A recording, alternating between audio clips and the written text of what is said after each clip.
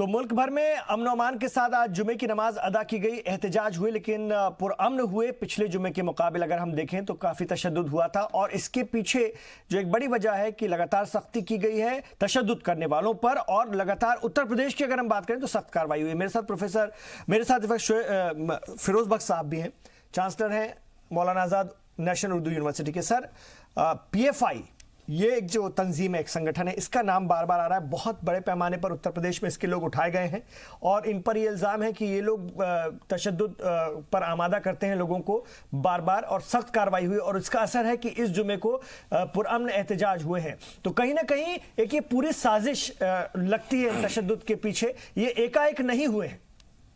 हाँ, देखिए ऐसा है डॉक्टर इमरान, आपने बहुत ही सही बात इस वक्त फरमाई है कि ये जो देखिए जब ये बिल पास हो रहा था ये दो इंस्टॉलमेंट्स में पास हुआ। पहला तो ये पास हुआ आपका लोकसभा में, कोई शोर शराबा नहीं हुआ। राज्यसभा में पास हुआ तब कोई शोर शराबा नहीं हुआ, बहुत पीसफुली पास हो गया क्योंकि लोगों को इस बात का यकीन था कि ये CAA का कुछ भी किसी से भी लेना देना नहीं है, खासतौर से मुसलमानों से कोई लेना देना नहीं है, ना ही कोई NRC की कोई बात थी। तो एकाएक जब ये पास हो गए, सब पुरअमन तरीके से सब कुछ हो गया, तो ऑपोजिशन के जो लोग थे कहीं ना कहीं उन्होंने कुछ भागदौड़ इस तरह की कि वो देखना नहीं चाहते कि हिंदुस्तान एक पुरअमन मुल्क के तौर पर आगे बढ़ता रहे। वो चाहते हैं हिंदुस्तान को डिस्टेबलाइज करें, क्योंकि ऑपोजिशन का फ़ायदा इसी में है, चाहे वो कोई भी पार्टी हो। मैं पार्टी का किसी का नाम नहीं ले रहा हूँ, लेकिन ऑपोजिशन ये चाहती है कि डिस्टर्बेंस हो मुल्क के अंदर एनार्की हो, मुल्क के अंदर सिविल वॉर हो, उसी से उनको फ़ायदा होगा, उनका तो फिर इसका मतलब आपके कहने का मतलब तो ये है सर कि अपोजिशन का सियासी टूल बन गए देश के मुसलमान। ये आंदोलन कहीं ना कहीं मुसलमानों का बना दिया गया ना, उसी तरह से पेश किया। आपने PFI का नाम लिया, बिल्कुल आप सही कह रहे हैं। कहीं ना कहीं इसमें गुर्गे PFI के शामिल हैं जिन्होंने मुसलमानों को भड़काया और मुसलमानों से ज़्यादा जो हमारे स्टूडेंट थे उनको सड़कों पे ले आए। स्टूडेंट्स का काम सड़कों पे आकर के, मैं तो कहता हूँ पुरअमन, ठीक है कानून हमारा पुरअमन एहतजाज की इजाज़त देता है, डिसेंट की इजाज़त देता है, लेकिन फिर भी मैं आपके चैनल से स्टूडेंट से यही दरख्वास्त करूँगा, अगर एहतजाज पुरअमन भी है तो मेरा उसमें कहना ये होगा कि आप घर पे बैठिए। आपका काम सड़कों के ऊपर आकर एहतजाज करना नहीं है, आपका काम यह है कि आप अच्छे से पढ़ें और जिस वजह से एहतजाज हो रहा है पढ़ लिख के आप अपने को इतना काबिल बनाएं कि आप मतलब यह है कि उस चीज को उस तरीका से जो है कब्जे में लाइए। आपका फर्ज ये नहीं है कि आप सड़कों पे आ रहे हैं, आप पुलिस को पत्थर मार रहे हैं या आपके अंदर कोई गलत लोग पिछले जुमे और आपको पुलिस वालों की गोलियां लगवा देते हैं। इन चीजों से बचिए। बख्श साहब, ये पिछले गुज़िश्ता जुमे और इस जुमे में अगर हम मुकाबला करें तो बहुत फर्क आया है, तो इसको क्या उलेमा हजरात की अपील का असर माने या फिर कानून को लेकर जो बेदारी आई है या जो सख्त कार्रवाई हुई है उत्तर प्रदेश की अगर हम बात कर लें तो दिल्ली में भी जो कार्रवाई हुई है, देखिए मिला जुला असर है। और उलेमा हजरात ने भी, मेरे ख्याल से सरकार ने रिक्वेस्ट की थी, जितने भी उलेमा हजरात हैं, अईमा हजरात हैं, अकाबरीन मिल्लत हैं, अमायदीन मिल्लत हैं, सब ने सबको समझाया, पूरी कौम को समझाया, ख़ासतौर से यूनिवर्सिटी के बच्चों को समझाया कि देखिए ये आपका फील्ड नहीं है और आपका फ़र्ज़ ये है कि आप सही तरीके से अगर एहतजाज भी कर रहे हैं, जैसा मैं देखता हूँ कि जाकिर नगर का जो हमारी है वहाँ पे अभी भी 300-400 लोग, उसमें ख़वातीन भी हैं, बच्चे भी हैं, मोमबत्तियाँ जला के हाथ में प्लेकार्ड्स हैं। ठीक है, चलिए वो भी ठीक है, वहाँ तक ठीक है, लेकिन मैं उनसे भी रिक्वेस्ट करूँगा कि देखिए ये जो मामला है, अगर आपको बिल्कुल इससे मुतमईन नहीं है, एक तो मैं आपकी गलतफहमी दूर कर दूँ, कोई भी मुसलमान ना तो वो डिटेंशन कैंप में जाएगा, ना ही जो जिसके पास कागजात हैं, जो नॉर्मल कागजात हैं, चाहे वो आधार कार्ड हो, चाहे वो पासपोर्ट हो, चाहे वो 10वीं के 12वीं के सर्टिफिकेट हो, यूनिवर्सिटी के सर्टिफिकेट हों, वो सारे वैलिड हैं, वो कंसिडर किए जाएंगे। खामखाई अफवाहें फैलाई जा रही हैं कि तुम्हारे बाप दादों के सब सर्टिफिकेट लाने पड़ेंगे, ऐसा कुछ नहीं है, ठीक है। और ये कांग्रेस ही थी, अभी शिवम भी बात कर रहे थे कि वो जो गालियां बक रही थी मोदी जी को 2017 में, 2016 में, शिवखेड़ा के कई मेरे पास वो आए हुए हैं वीडियो के ऊपर क्लिप्स आए हुए हैं जिसमें कह रहे थे कि मोदी जी रोड़ा अटका रहे हैं NRC को लाने में। अब मोदी जी ने जब बात कुछ करी NRC की तो उनके पीछे पड़ गए।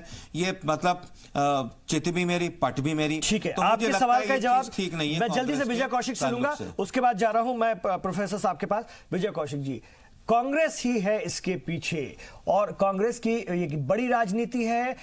लगातार इस सरकार से 2019 के आम इंतखाबात में चोट खाने के बाद ये बेहतर मौका आया और देखा गया बार बार कि अयोध्या फैसले के बाद भी देश शांत रहा, ट्रिपल तलाक को लेकर भी लोग नई सड़कों पर आए। तो ये सबसे बेहतरीन शिगुफा लगा जिसमें लोगों को सड़कों पर उतार दो और उन्हें पिटवाओ। और कहीं ना कहीं एक तबका आपका मतलब पूरे अपोजिशन का कांग्रेस पेश रही है। आपके लीडर सड़कों पर भाई सत्याग्रह करते हैं, इसलिए मैं आप लोगों का भी नाम ले रहा हूं। आपके लोगों को शहीद बताने के लिए कहते हैं, इसलिए मैं आपका नाम ले रहा हूं। आप लोगों ने इसका सियासी फायदा उठाया है। किसी भी मामले की जब जांच होती है, पुलिस किसी भी मामले में जांच करती है तो ये पता लगाती है कि भी इस घटना से फायदा किसे है। आज देश में जो कुछ हो रहा है इसका फायदा किसे है। सारा देश जानता है कि इसका फायदा बीजेपी को मिल रहा है। यहां तक कि आप किसी अन्य कंट्री की किसी भी एजेंसी से बात करेंगे, वो भी बताएंगे कि भाई इंडिया में ये जो सब घटित हो रहा है इसका फायदा बीजेपी को मिल रहा है। रिपोर्ट आई है कांग्रेस नहीं, FBI से रिपोर्ट मंगाई है। अरे शिवम जी, आप मुझे बता दीजिए, अगर आप इतने ही ज्यादा ज्ञानी हैं तो ईसाइयों को इसमें क्यों रखा गया? क्या माइनॉरिटी है? क्योंकि वो नहीं, क्योंकि हम धर्म और कास्ट की बात ही नहीं कर रहे, हम तो माइनॉरिटीज की बात क्यों नहीं धर्म कास्ट की बात कर रहे हैं? फिर मुसलमान हमारे देश में अल्पसंख्यक क्यों है? माइनॉरिटी मुसलमानों को क्यों नहीं लिया? 3 देशों की माइनॉरिटी है। देखिए मैं ये कहता हूँ 3 देशों की माइनॉरिटी जिनको लेकर CAA लाया गया है, जिनके उसमें कोई हिंदू इतना बेसिक इमरान जी, भारतीय जनता पार्टी मैं केवल ये कहना चाहता हूँ, मुझे ईसाइयों का इस देश से मतलब बता दीजिए ना। रिपब्लिक बना लिया था, इसमें मेरी शिवम ईसाई और मैं ये कहता हूँ, मतलब कांग्रेस क्या क्रिश्चियंस को इस देश का नहीं मानती क्या? अगर वहां पर इस्लामिक कांग्रेस तो मानती है क्रिश्चियंस को, मैं ये कह रहा नहीं मानती क्या? मैं ये कह रहा हूँ केवल ये लोग वोट बैंक की राजनीति करते हैं। ना इन्हें मुसलमान से कोई मतलब है, ना ईसाई से कोई मतलब है। होगा इमरान जी, ना केवल आपने देखा होगा किस तरह से मुझे बताइए, NRC आने के बाद में CAA आने का दिक्कत थी, कोई दिक्कत नहीं थी,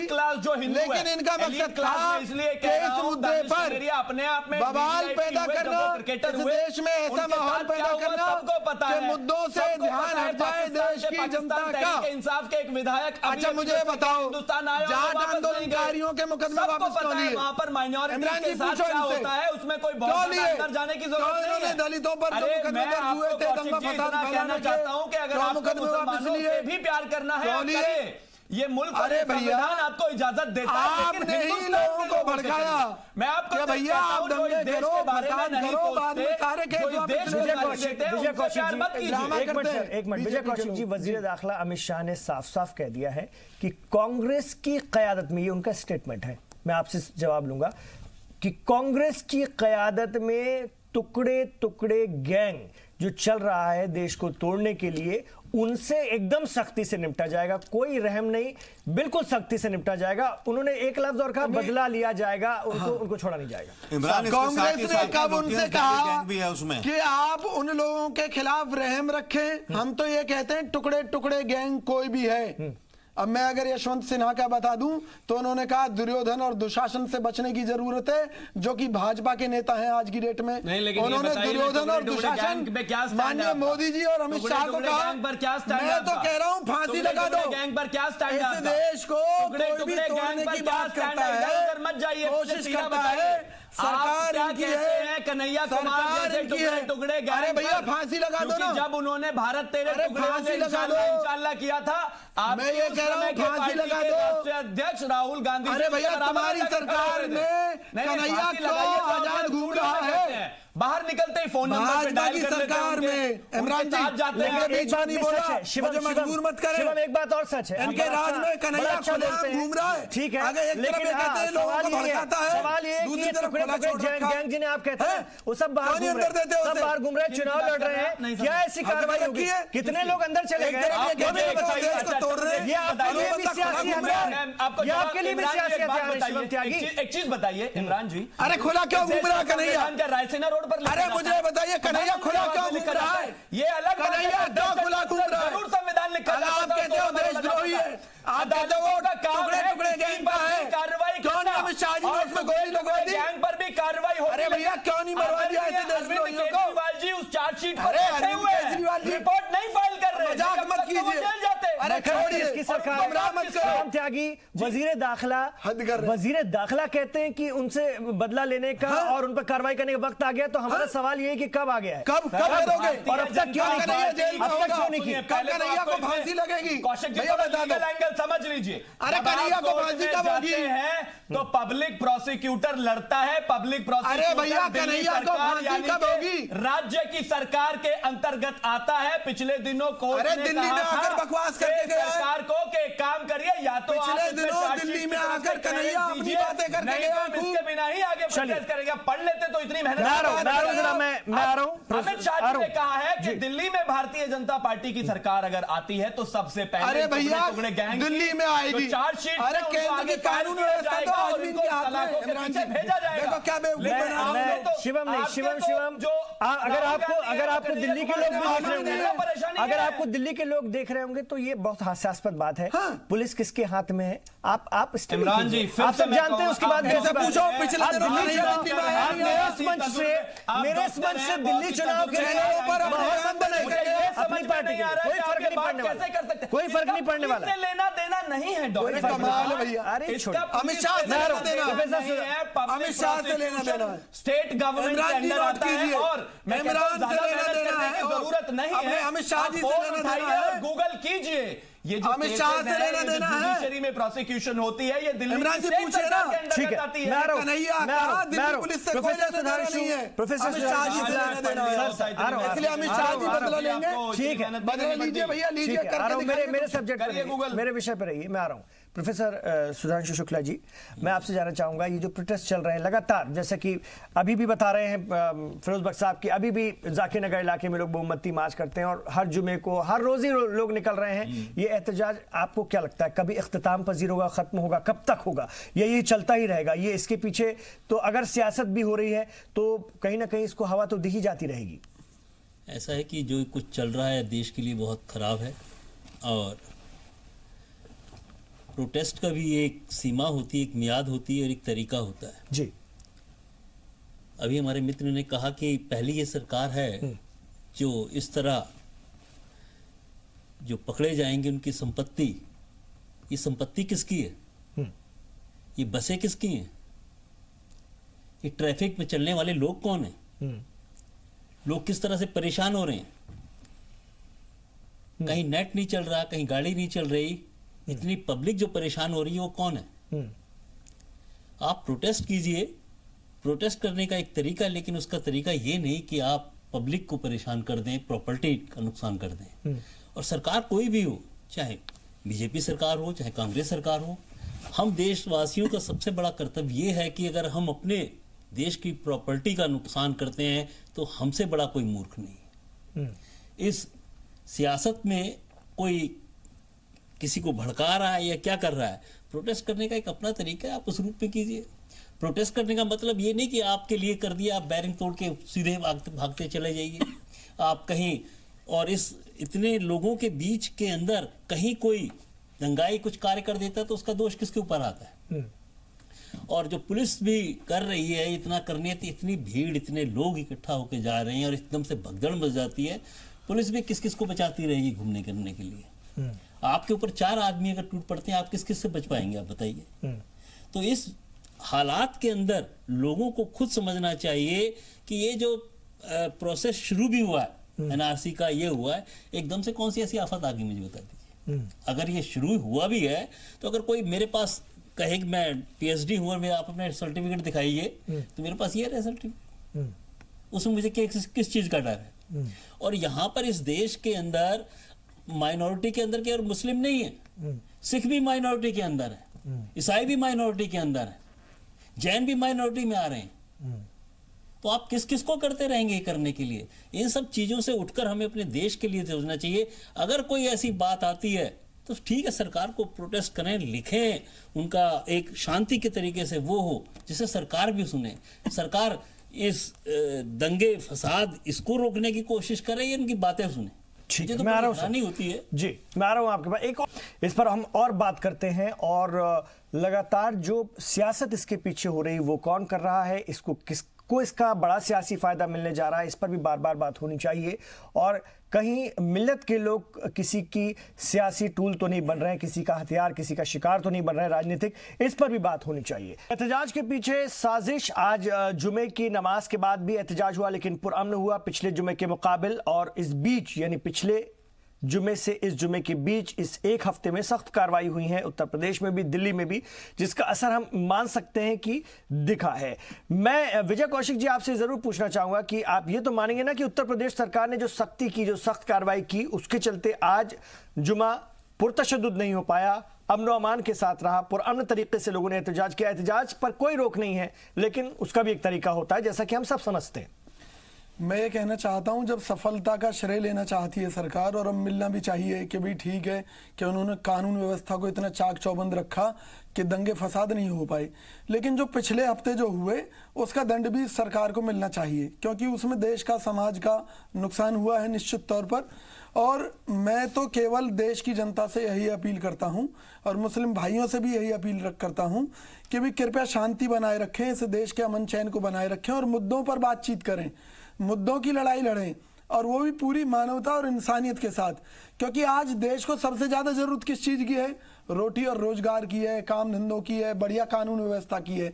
ऐसी कानून व्यवस्था जिसमें देश का हिंदू, मुसलमान, सिख, ईसाई, किसी भी कौम का हो, एक भारतीय के नजरिए से सबको इतनी बेहतरीन कानून व्यवस्था मिले कि हमारी बहन बेटी की तरफ कोई नजर उठाकर ना देख पाए।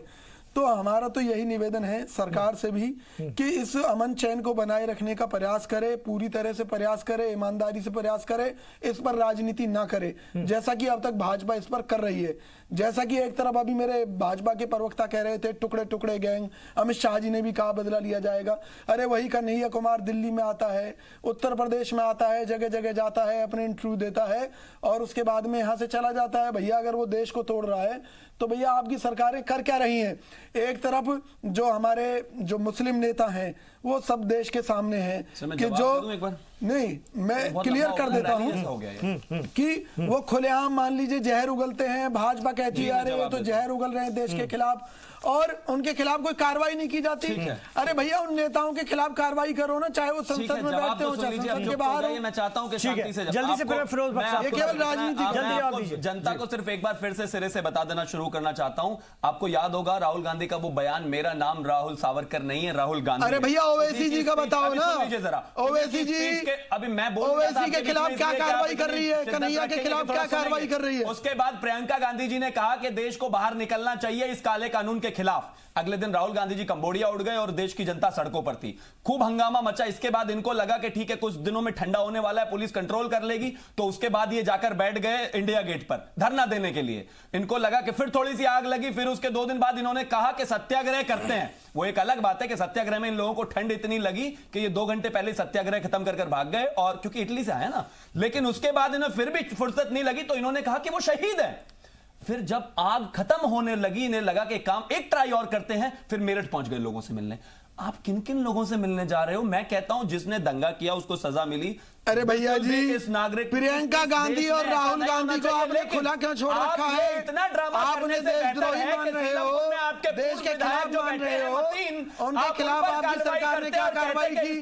अरे भैया मुझे तो ये बता दो, ओवैसी और कन्हैया कुमार को कब जेल में डाला? कन्हैया कुमार, मैं विजय कौशिक जी को कब जेल में डाल? ज्यादा कुछ करने की जरूरत नहीं है, गूगल खोलिए, टाइप कीजिए, आपको समझ में आ जाएगा कि इस गूगल पर टाइप करने प्रोसिक्यूशन में टुकड़े का क्या रोल होता है। अगर आप उसको जरा भी पढ़ लेंगे तो समझ में आ जाएगा। चलो वो भी मत पढ़िए, जवाब हाई कोर्ट का एक डिसीजन पढ़ लीजिए लास्ट हियरिंग पे क्या हुआ था। मैं सिर्फ इतना कहना चाहता हूं, मैं फिरोज भट्ट साहब आपके पास आना चाहता हूं।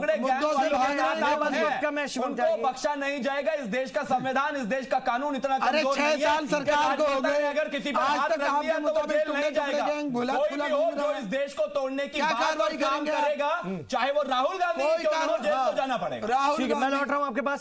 फिरोज भट्ट साहब, उलेमा हजरात भी तशद्दुद न करने की बार बार अपील करते रहे लोगों से, बावजूद इसके तशद्दुद हुए मुजाहरों में।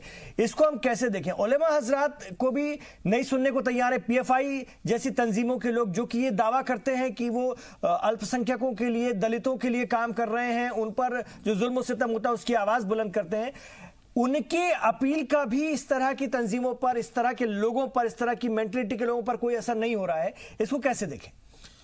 देखिए, ऐसा है, आपने इमरान साहब पीएफआई का नाम लिया, इसकी फुल फॉर्म है पॉपुलर फ्रंट ऑफ इंडिया, लेकिन जो काम ये कर रहे हैं वो बड़ा अनपॉपुलर है और हिंदुस्तान को जो है ये बड़ा डिस्टर्ब करने की कोशिश कर रहे हैं, पहली चीज़।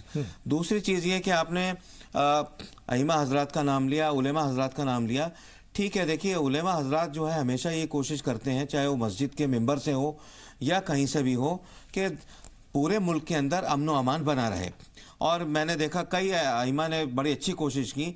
हमारे जो जामा मस्जिद के शाही इमाम साहब हैं, उन्होंने बहुत अच्छी कोशिश की और उनकी बातों को मैं समझता हूँ सुना भी गया।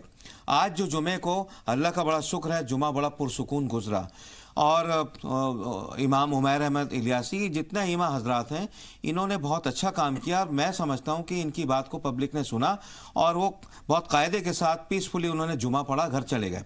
देखिए, बड़ा अफसोस होता है मुझे कि पिछले 10-12 दिन से पूरी जो फोर्स है पुलिस की, जितनी है लाखों करोड़ों, हर मस्जिद के आगे, हर मुस्लिम बस्ती के आगे पुलिस की गाड़ियां लगी हैं, वेस्ट हो रहा है हम। और किस लिए वेस्ट हो रहा है?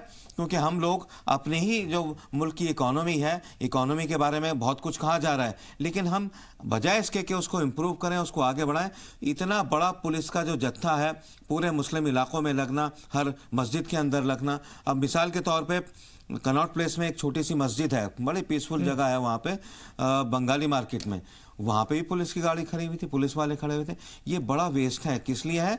अब फिर कल को हम खुद ही शिकायत करेंगे कि भाई हमारी इकोनॉमी डाउन हो रही है, हम ऐसे काम क्यों करें? और मैं बता देना चाहता हूँ आपके चैनल से, हालांकि लोग हो सकता है मेरी बात को यकीन ना करें या पसंद ना करें, कि डंके की चोट पे कह रहा हूँ कि इस मुल्क का जो मुसलमान है, उसकी कुर्बानियाँ, उसका खून इसकी मिट्टी में मिला हुआ है, उसको कोई नहीं हटा सकता, उसको अंग्रेज़ नहीं हटा पाए, उसको कोई सरकार नहीं हटा पाई। और जो मोदी की सरकार है, मैं समझता हूँ वो विश्वास की सरकार है, वो अमन की सरकार लेकिन है, कांग्रेस दारुल अमन कह रही ना सर, कांग्रेस ने कह रही कि डिटेंशन कैंप तैयार कर लिए सरकार ने, डिटेंशन कैंप तैयार कर लिए, और कांग्रेस ये कह के उकसाती है कि इस देश के मुसलमानों को उन डिटेंशन कैंप में जाना पड़ेगा एनआरसी होने के बाद। ये कांग्रेस कह रही है सर। राहुल गांधी ट्वीट पर ट्वीट कर रहे थे और मौजूदा हुकूमत और कांग्रेस डिटेंशन कैंप खेल रहे हैं। मौजूदा हुकूमत कहती है कि कोई डिटेंशन कैंप नहीं है, कांग्रेस एक से बढ़कर एक प्रूफ लेकर आ रही है। कैसे देखें? अरे देखिए, ऐसा है, डिटेंशन कैंप में कोई जाए, आ जाओ सड़कों पे, मैं उनके साथ आऊंगा। किसी को ये कहा जाए कि तुम्हारे माँ बाप का सर्टिफिकेट नहीं है और उसको निकाल दिया जाए, उसकी संपत्ति पे कब्जा कर लिया जाए, मैं उसके साथ खड़ा हूं। ऐसा कुछ नहीं है। अफवाहों पे ना जाइए, ये महज अफवाहें हैं। जो मुसलमान यहाँ सदियों से रहता चला आया है, उसको कोई नहीं हटा सकता। और ये इसका अश्योरेंस सुनिए, इसका अश्योरेंस तो देखिए पार्लियामेंट में होम मिनिस्टर ने भी दे दिया, प्राइम मिनिस्टर ने भी दे दिया। अरे भाई, आप क्या चाहते हैं? आपको 10 रुपए के, 50 रुपए के स्टैंप पेपर पे लिख के दें।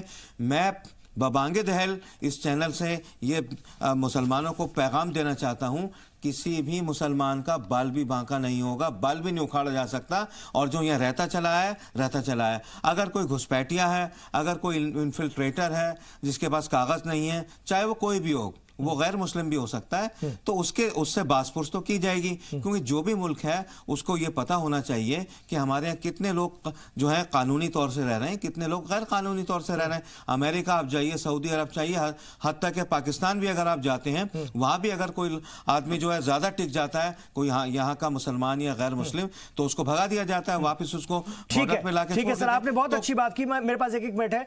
अब विजय कौशिक जी, कांग्रेस ये समझा रही है ना कि जब एनआरसी होगा तो सीए के चलते जो गैर मुस्लिम हैं वो तो अंदर कर लिए जाएंगे, लेकिन जो उसमें नाकाबिल या जो इसके काबिल नहीं रहे या कोई अपने कागजात नहीं दे पाए, वो मुसलमान होंगे तो डिटेंशन कैंप में जाएंगे। यही कांग्रेस कहना चाह रही है ना। फिरोज बख्श साहब की बात से आप कितना इत्तेफाक रखते हैं?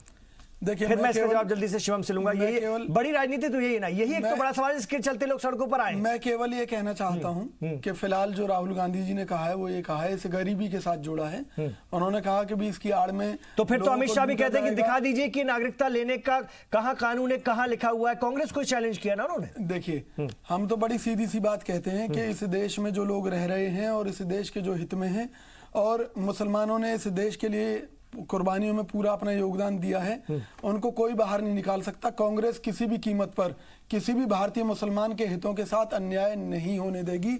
और तो कौन कर रहा है अन्याय? कहाँ दिखा अभी तक? कहाँ दिख रहा है? ये जो सरकार सवाल है ना सर, सरकार जो है ना भ्रम जो फैलाती है, उसके कारण मुस्लिमों में इस तरह की भ्रम की स्थिति पैदा होने से निराशा और गुस्सा होता है। सरकार भ्रम फैलाती है, कांग्रेस भ्रम दूर कर रही है, सरकार भ्रम फैलाती है, और सरकार के साथ बीजेपी भी क्या? सड़क पे आके कांग्रेस क्यों बीजेपी भी ना? तो लोग भड़क गए, बसें जल गई, और बदले में क्या हुआ? 20-25 लोगों की जानें चली गई, पत्थर फेंके गए पुलिस से। मेरे सवाल को क्लियर कीजिएगा, इधर उधर की बात नहीं। कौशिक, मैं इधर उधर की बात नहीं कर रहा, और आप ही की बात से आगे बढ़ाता हूं कि तू इधर उधर की ना बात करिए, बता के काफिला क्यों लुटा।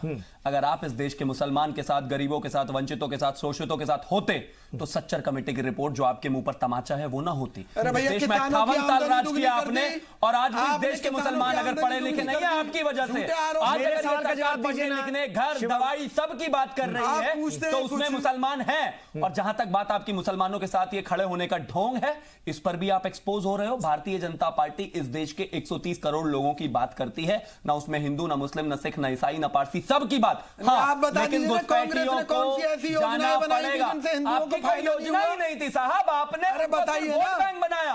काश आपने उनके लिए कुछ योजनाएं बनाई होती तो आज इस देश अब आप ये कह रहे हैं कि मुसलमानों के लिए कुछ नहीं किया कांग्रेस ने। कुछ किया नहीं, सिर्फ उनको माइनॉरिटी वोट बहुत की बढ़िया तरह से यूज किया, इस्तेमाल आप परेशान क्यों हैं? अब उनको अगर वो इस्तेमाल से बाहर गए, प्रधानमंत्री जी विश्वास जीतने की बात क्यों करते हैं? सीटें मिल गई तो अब आप उनको डरा भी रहे हैं कि डरिए आप इनसे दूर रहिए। सरकार आपकी डंडा आपके हाथ में अभी वक्त पूरा हुआ जाता है, अभी वक्त पूरा हुआ जाता है।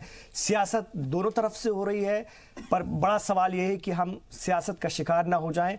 पुरतशद्दुद मुजाहरे किसी के भी हक में सही नहीं है, ये तभी सभी सियासी जमातें मानती हैं। फिलहाल ये जुमा अच्छा रहा पिछले जुमे के मुकाबिल, और धीरे धीरे शायद ये एहतजाज भी खत्म हो और लोग चीज़ों को समझने लगे अपने अपने तरीके से। अब देखना ये होगा कि कितनी जल्दी जिंदगी वापस पटरी पर लोगों की आती है। हालांकि अभी भी एहतजाजी मुजाहरे चल रहे हैं, जारी हैं, और इनको लेकर के सरकार की तरफ से क्या कुछ कहा जाता है और अपोजिशन पार्टियां इसको किस हद तक ले जाने की कोशिश करती हैं, ये देखने वाली बात होगी। हमारी इस पर नजर बनी है। बहुत शुक्रिया आप तमाम लोगों का सर इस चर्चा में शामिल होने के लिए। आप रहिए जी सलाम के साथ।